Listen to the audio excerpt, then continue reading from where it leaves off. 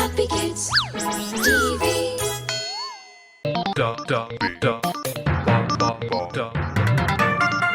The Holy Tales.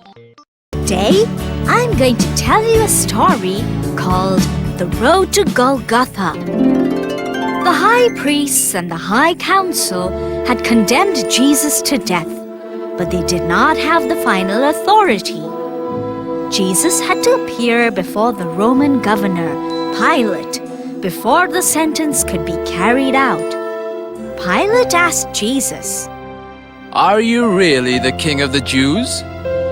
Yes, what you say is true. Jesus answered. Jesus' confident response made the priests and the religious leaders angrier. They accused him and shouted at him, but Jesus kept his calm and kept quiet. Do you hear what they're saying? Pilate asked. Do you have any response to their accusations? Jesus still kept quiet and did not say a word. In those times, it was a custom during the Passover celebration for the governor to release one prisoner and set him free, whom the people chose. The people could choose anyone they wanted. Along with Jesus, there was one more popular prisoner named Barabbas. As the crowd around Pilate grew larger and larger, he asked them, Which prisoner do you want me to set free for you this year? Barabbas or Jesus? Pilate knew that Jesus was condemned to death by the religious leaders only because they were jealous of his popularity and thought that the people might want to set him free. Little did he know that the priests and the leaders had already planted the idea in the people to ask freedom of Barabbas and the death sentence of Jesus. So when Pilate asked the crowd the question, they shouted out saying, Barabbas! Pilate was confused. He asked, But if I free Barabbas, then what should I do with Jesus? Crucify him! The crowd responded, Crucify him! And the shouts grew louder and louder. Pilate saw that the situation was getting out of hand, so he called for a servant to get a bowl of water. In front of the crowd, he washed his hands and said, I am innocent of this man's blood. Responsibility of his death is on you. Crucify him! We'll take the responsibility! They continued shouting. So, Pilate released Barabbas and ordered Jesus to be beaten with a whip and then crucified. Pilate's soldiers stripped off Jesus' clothes and put a red robe on him. They made a crown of thorny vines and put it on his head. They also made him hold a stick in his hand like a scepter. Then they bowed down in front of him and said, Hail, King of the Jews! But they were just making a joke out of it. They spit on him and hit him with the same stick which they made him hold. They led him out of the building and made him carry the heavy crossbeam on which he would die. Jesus felt weak because of the beating, and he fell down under the weight of the cross. One of the soldiers grabbed a man from the crowd named Simon, and they made him carry Jesus' cross to the hill called Golgotha, where the crucifixion would take place.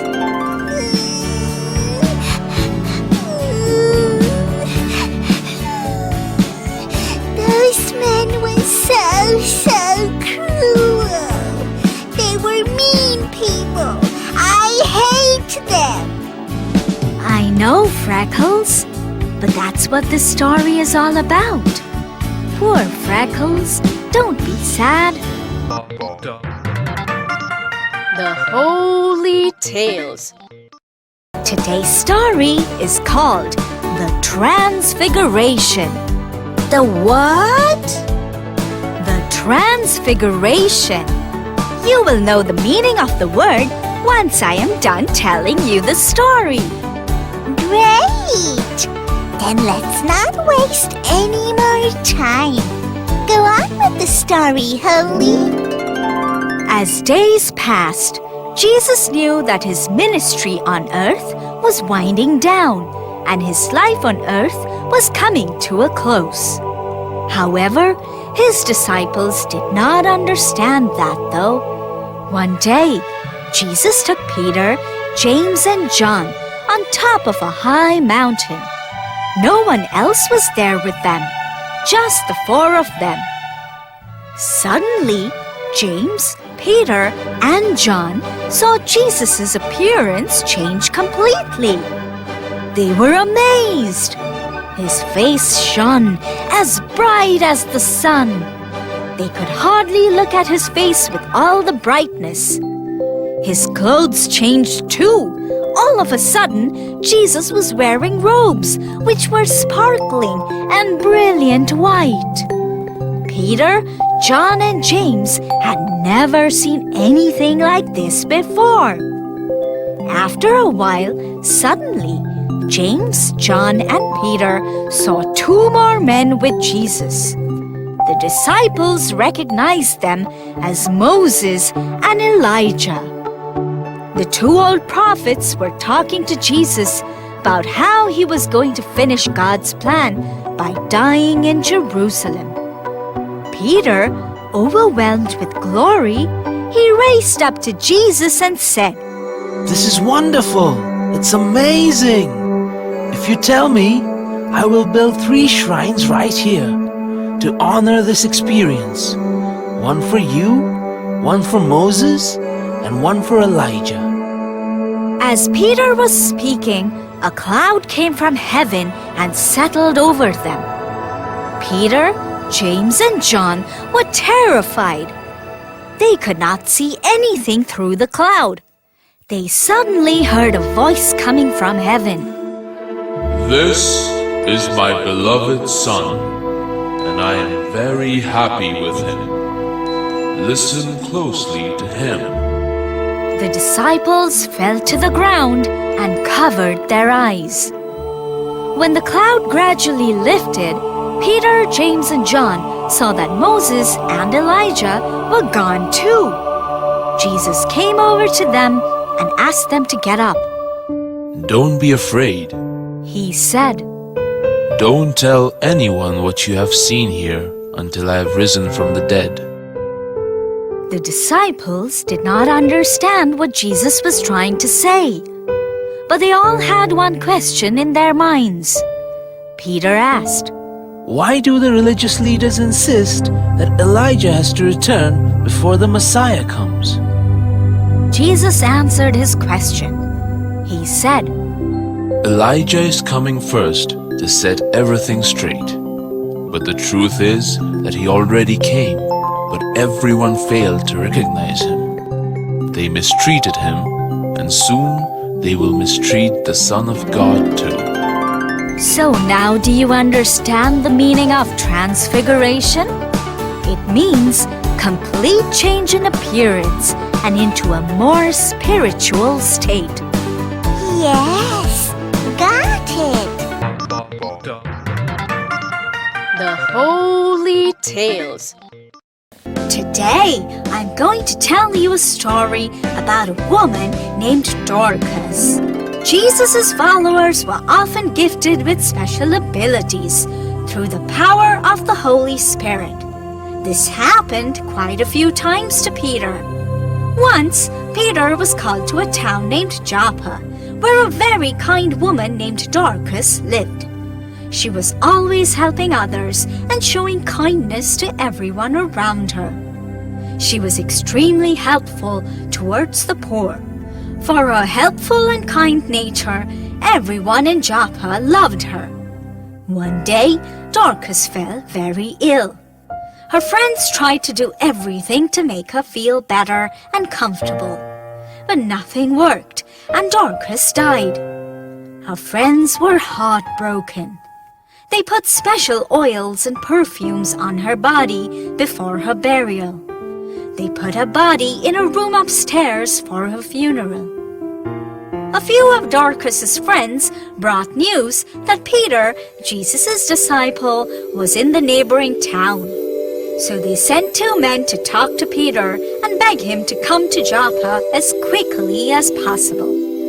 So Peter went to Joppa with the 2 men, and Dorcas's friends took him to the room where her body was kept.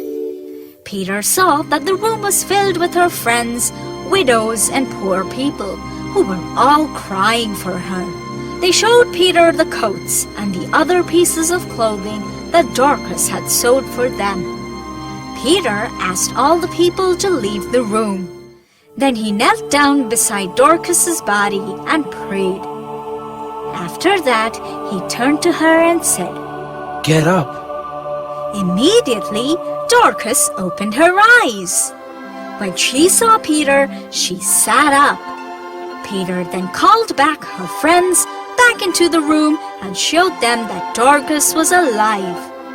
Everyone was amazed.